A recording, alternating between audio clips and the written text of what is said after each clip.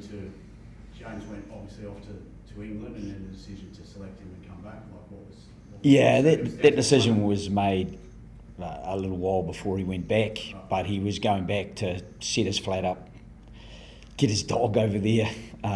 He'd booked his dog to go over and his partner, so they stuck with that, and he got across there, caught up with Jeff for a couple of days, and it was always part of the plan. It was a fallow week for us, so there was a window to do it. It's probably not ideal that there was a bit of travel in that, but it just allowed him to set himself up beyond these next 2 weeks. So I guess he could be free in just focusing on what's immediately in front of us, which is a very big challenge. And the decision to start him at 10? Yeah, I think it was really probably just around a change at 9 already, and so he's probably got quite a long-term relationship with Tate. They've gone back a wee way with the Reds, and so it was just a really an opportunity for a little bit more experience. I think it's going to be a pressure cooker. We don't have the luxury of being at home, of being at a ground where, last week or last game, Tane was at his home ground effectively, so it was a more familiar opportunity for him to put the number 10 on for the first time in a gold jersey. So, and James has done well for us when he's come off the bench or when he started. Obviously, he started the first game in South Africa and did a good job. Is Jake Gordon still battling injury, or is it a tactical thing that wanted to be on the bench? No, it's Jake trained this week, but we could tell from his metrics he wasn't quite. He's getting back to where he needs to be, and I think by the time next week comes, he'll be fully ready. But just to put him in a little bit underdone, I think in a game that could be very fast paced, just we didn't believe was in his best interest. Ryan Lonergan has been sitting in the squad for a while, waiting for his opportunity. He's super fit, he's sharp, he's conditioned in terms of fitting into the squad, and Tate, obviously big day for Tate, 50th cap, massively well earned, and so he's getting that start with James, which is another bit of, hopefully a bit of synergy that we were looking for. What will you be looking from Lucan from the start? He's usually played an impact role. I guess part of it was we lost Bobby Valentini, and that takes away a little bit of our carry. Even when he's been coming back from injury, probably hasn't really. Bobby's great, when he's got a run of games, and he's certainly had a run of games for us last year, but that hasn't been the case. So just to give us a little bit more in the ability to probably get a little bit of momentum, because Lucan, he's a big, skillful man, and it allows us also to put Tom Hooper back to the side of the scrum where he's done really well, both in South Africa and going back to the Lions. Coach, what have you made of the All Blacks this year, especially considering your involvement with the team in the past? Look, I think they're on the cusp of breaking things open.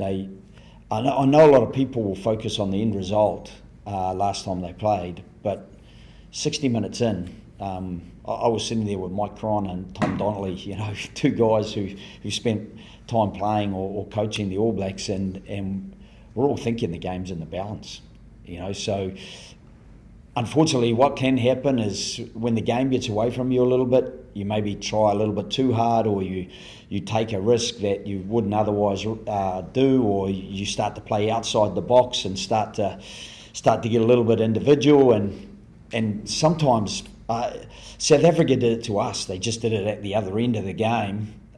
We couldn't believe those first 18 minutes in Ellis Park. We're 22-0 down, and we're wondering how to stop this green wave. They won the first 4 balls in the air against us.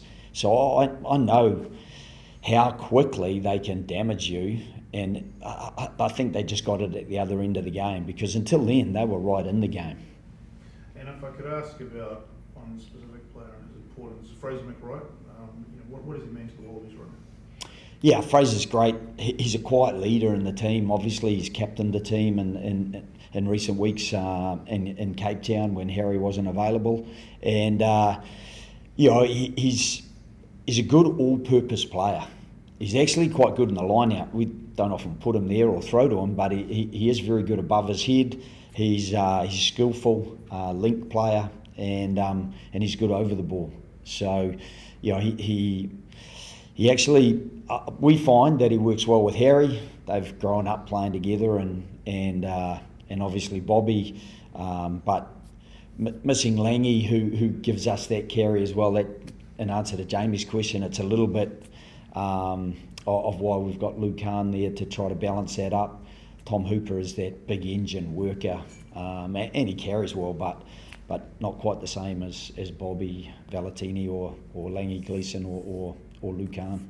Is there anything you can take out of the way the Springboks beat the All Blacks into this weekend? Or is there a blueprint there that you can? We don't have the same people. If we could borrow Kane and Moody, maybe. Some of his aerial stuff was just freakish. Having coached the likes of Caleb Clark, he's freakish in the air, particularly above his head. You've got to get very high to get over him. And so, I think they didn't quite have him ready to go. So that's probably disappointing for us, but I'd be a big fan of Caleb, so it's great to see him back in the Test arena, and I'm sure a lot of All Black supporters will be keen to see him back in there. And so I think they have a set piece that is pretty formidable, and I think for us it was around survival against that set piece. So again, it's not something that we have unless we borrow a few of their guys. So that I don't see that in the rules. So we've got a lot of confidence in our guys, and one especially is James Slipper, who's hitting a milestone mark that is phenomenal in terms of Test match footy. It's 150 tests is incredible, and the thing I love about Slips is that he's still trying to get better. He's still working on his game to add a little bit more value to the team as best he can, and he is a massive team man. Has James O'Connor been able to offer any insights on the Crusaders players of the 15 that you might not otherwise? Not really. Again, I think in terms of what we're trying to do, we're trying to just galvanise our own confidence and trying to play our own game and for the players to really enjoy their work. I think that's a really important part of it, because when you are enjoying working hard for each other and trying to create opportunity, I think if that's your major focus, then you can really enjoy your work. We've got to be aware of what the All Blacks bring. There's without a doubt, and again, having coached a number of them, I know how dangerous they can be. That's for sure. Joe, it's been widely acknowledged that you've been able to get the Wallabies up to another level this year, but you've had two real signature performances, obviously the third one against the Lions and then in Ellis Park. What's it going to take for you guys to produce a third signature performance in the Eden Park streak? Yeah, I think it's going to take cohesion, because you can't afford to miss marks and turn ball over and give the All Blacks oxygen, because they will damage you if that happens. I think probably some of the best rugby we played was in the second Lions test, where we strung together some really good play, put a couple of tries together, and there's been segments, I think, the back end of the test, the last test we played, the back end of the test before that, and so we'd love to get a better start. Personally, as a coach, I'm sick of watching, us getting behind and having to fight our way back, but I'm incredibly admirable of the manner in which they do that. So, I think against the All Blacks, you can't afford to give them that head start, because they can just keep getting further away from you, particularly if we start over chasing the game and start overplaying and the game becomes too loose.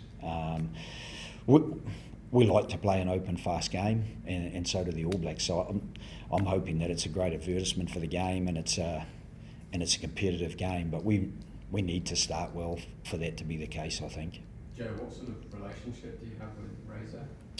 Yeah, I mean, Razor's he's a guy I've known for a long time, and I mean, he spent time at home, and I've been to his home, and met his boys and would know Jane, and so I think we'll catch up and have a good chat on Saturday. Do you stand by the comments you made in Foster's books that he was putting undue pressure on the New Zealand Rugby board for the job? Not really the New Zealand board, and that was a few years ago. Probably where I was just seeing the impact it was having on Ian Foster and that accumulation of pressure, because whether it was mainstream media or social media or seeing his family, and you don't want to see somebody coming under that sort of pressure, and I thought he coped really well with it, but if there's anything you can do to release that pressure a little bit, you want to do it. I've known Fozzie for a long time, and being respectful of the pressure he was under, that was probably part of my response at the time. And probably better than anyone what the Eden Park streak meant. When you were in the All Blacks dressing room, what sort of things were they saying about protecting the Eden Park record and the Bledisloe record? Yeah, I think if you just about gave them a choice, they'd take the Bledisloe over the Rugby Championship. It is very much just the tradition of it. It's older and more ingrained than the more modern Rugby Championship, as much as that they certainly want to go after that, and they're in good position to do it. But I think the Auckland, last time I was on the other side, when the Wallabies came to Auckland, and I think the All Blacks jumped out to a good lead and won by a good margin, and I think they all just get a little bit more focused, a little bit more connected, and a little bit more combative. And I've no doubt that that's exactly what we're going to get on Saturday, that they will be highly connected and combative, and that they will have a real collective energy that, to suppress is going to be a real challenge. Joe, you have coached Ireland against the All Blacks and now Australia. Is it the same pressure that you have been seeing throughout this time lapse? Yeah, it's probably a good question. It's not something I think too much about, because I think, questions about me or my, I suppose, interpretation of that is a lot less important as how the players see it. They're the guys in the arena, and I'm a massive believer that as coaches we sit on the periphery of that. The guy's central to any performance, and the most important thing is their belief and demeanour going into a massive test like this. So, for me, I'll be watching. I'll be very keen that we do well. There's some special moments, but I remember the third test I ever coached.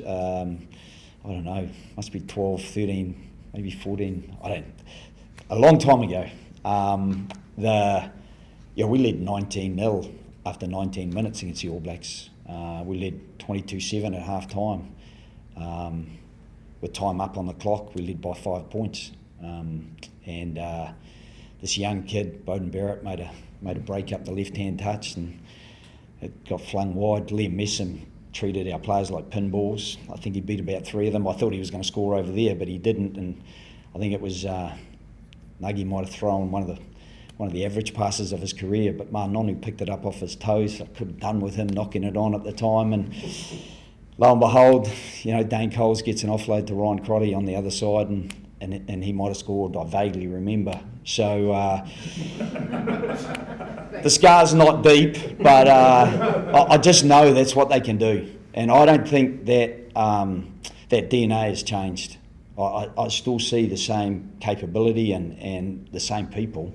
As I mentioned, it was young Bowden Barrett who'd come on to replace Israel Dagg at fullback on the day. So, yeah, it's a little bit bizarre for me, but yeah, I think it'll be a really interesting day, and I'm looking forward to retirement. Really. We've got time for two more things.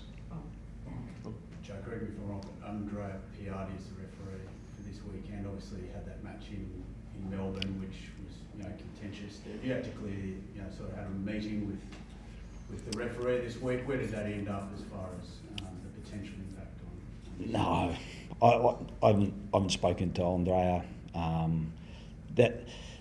That's the one thing. As much as scars go deep, you can't change what happened. You can only learn from it and try to adapt to what might happen in the future.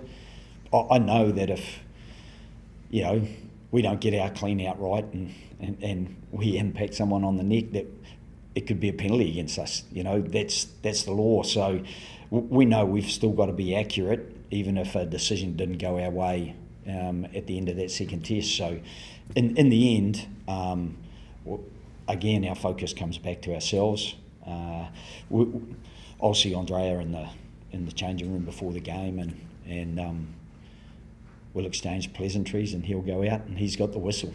So I will watch from a distance. Coach, I know you've still got 2 tests left in your tenure, but have you achieved what you set out to do when you took over this job last year? You've never achieved anything, because beyond your time, there's a guy who talks about turning the ship around, and it's about what you leave behind as much as what you do in the moment. And I'd love to see Australia go on and be super competitive at the World Cup, and that'll be beyond my time. So part of what I'm trying to do is set up a positive future, to get some enthusiasm, so that support is ubiquitous. It's everywhere that we go, whether it's on the Northern Tour, the Spring Tour coming up, just to make sure that we're earning that. So we're building cohesion, that people are connected to the team. I love the way the team interact with the community, like in Townsville. They did a great job. So that there's a whole facet of things that I'd like to keep working on in the short term that I've got. And they're a great bunch, and so for me, seeing James Slipper achieve 150, Tate McDermott is 50th. If Ryan Lonergan comes off the bench, to see him achieve what is was a huge achievement for Ryan, and one that he's been patient about and working hard toward. There's those little rewards, I think, that keep you in coaching. Those rewards are sometimes not results. Those rewards are seeing people grow, support increase, and the enjoyment that the players get from the way they're playing.